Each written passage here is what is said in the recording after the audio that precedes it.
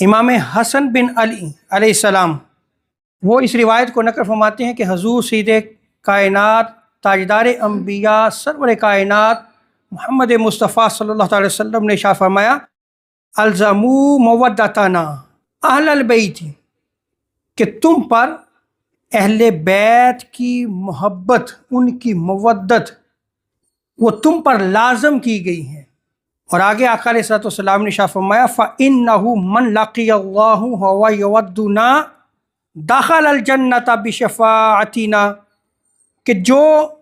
ان سے محبت کرتا ہے، ان اہل بیت اطہار سے محبت رکھتا ہے، ان نفوس قدسیہ سے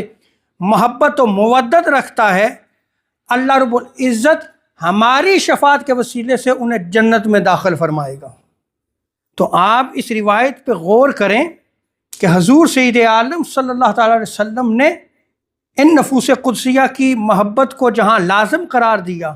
وہاں یہ بھی ارشاد فرمایا کہ اگر تم ان نفوس قدسیہ سے محبت کرتے ہو تو ان کی شفاعت کے وسیلے سے تمہیں جنت ملے گی۔